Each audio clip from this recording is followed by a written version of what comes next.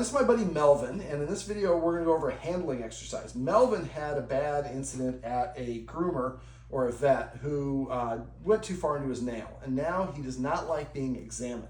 And he's bit a couple of people when he thought that he was being examined. So I'm going to do this in a kind of a training wheels version because I'm kind of anticipating he's going to have an issue based on some other stuff we were just doing off camera. I'm going to show you this in two versions, hopefully, or I'm going to at least explain it in two versions. First version is I'm holding a treat here, hold it to his lips, and I go down and I release the treat. You saw he kind of stared at it. So what I want to do is I would like to hold the treat and then touch his paw. And you saw that quick, sudden movement. He's not comfortable. So I'm going to go slowly. And I'm showing him I'm not touching his paw yet. I'm just going down. And I'm holding the treat there. There we go. Yes. And I'm holding the treat. He got that one quick. I just want to hold the treat to keep him occupied. My hand goes down. Now, he's had some groomers or vets or people who have tricked him. And so he's uncomfortable and he's anticipating that I'm trying to trick him. And I do want to touch his actual paw, but when we get into examination mode, then he knows, yeah, there we go. So that actually worked a little bit better since you have a shake. Shake? Yes. There we go. We're going to do a little variation. Normally I don't do shake, but you're the first dog I'm actually using shape on purpose. Shake. Yeah, there we go. And all I'm doing is I'm just putting my hand on his my thumb on his paw. Oh, shake. There you go. And I'm just getting used to that pressure. Let's do the other one. Can you do both paws? Mm-hmm. Shake.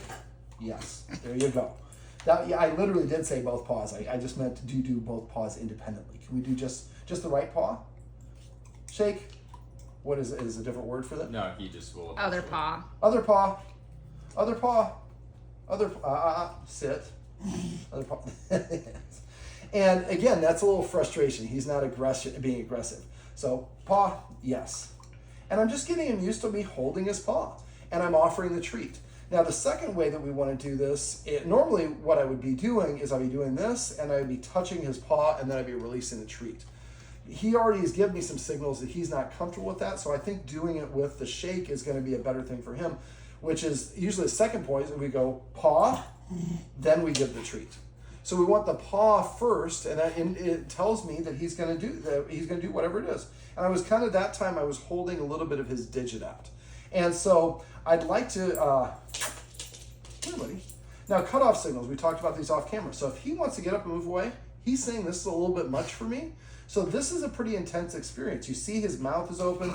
He's aroused. I like to say this is like the roller coaster. A lot of times when we ride a roller coaster, we're not doing anything. It's sit on our butt, but we burn like 500 calories in 2 minutes because of how intense the experience is. I dealt with the guy who's a nutritionist goes, no, it'd be like maybe 50 calories, but still. All right, paw. Now I'm kind of splaying his nail a little bit. I'm just going to basically, all I want to do is I want to simulate all of the things that are related with me. Up, paw. There we go. Now I'm doing the middle nail. And when he turns to it, I'm not moving my hand away. He's looking at it. So I'm proving to him I'm not doing anything that you don't like. Paw.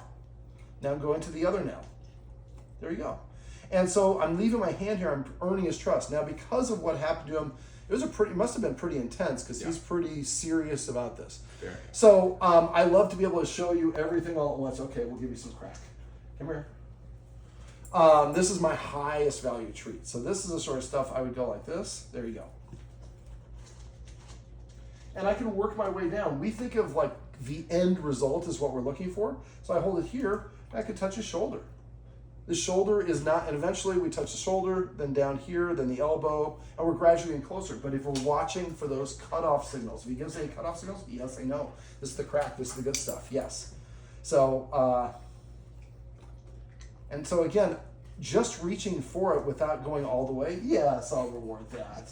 Yes, normally I do not like the shake, but with you, it actually works out to be a good thing. So for him, it's gonna take time. Normally I like to show these videos where I'm like going from no barking, or barking like crazy to no barking in one video. I could probably do it, but I'm gonna be pushing pretty hard and I don't wanna potentially push to failure, which is what I call it. So what I would do is do this at times where you can set him up for success. This is not the ideal time to do it. I have been here for like 2 hours. We've been working a lot of other stuff. He hasn't slept very much. He's irritable.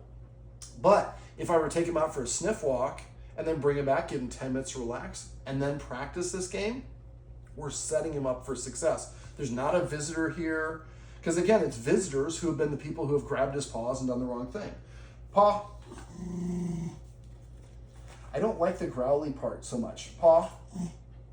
Yes. There you go. Now, a lot of dogs don't like it when we grab their paws because it does make them feel trapped. Other paw. There you go.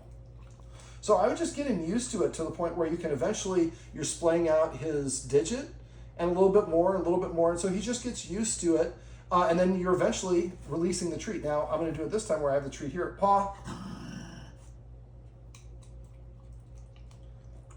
So you want to elongate how long he has his paw in your hand. Right there, there you go.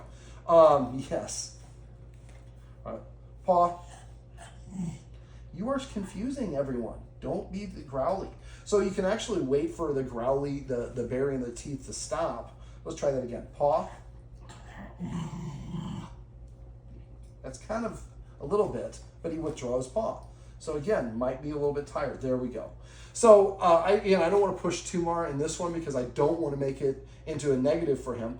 But basically, if I want to touch his back paw, it would be the same sort of thing. So I'm going to hold this here. And again, you saw that quick movement. So I'm going to do it again slower. So I like to say, like, move like I'm underwater. So I'm holding this here. You have a hard mouth. Yes, you're very hard on my tootsies. I got it here. Sit.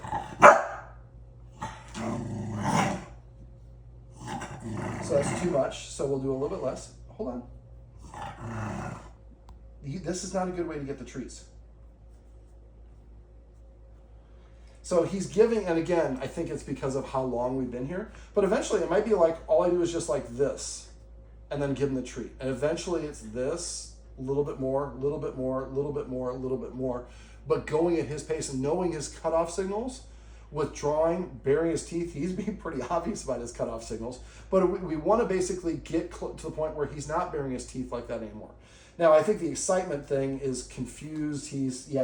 And the food issues are definitely a related thing. So the bucket game, and I'll show you here actually another one called It's Your Choice. I'll just do it here in this video, even though this is not what I want to do. Then I'll let you put the camera down, sorry.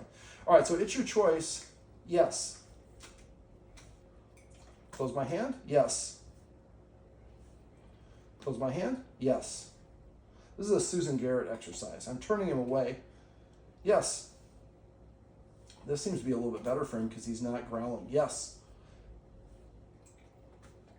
Yes. So basically, It's Your Choice is I have a bunch of treats in my hand. I'm holding it at extend far enough away. When he looks at it, I say yes. That causes my hand to open. Then I take the treat out and I deliver the treat to him. Then I close my hand. Yes.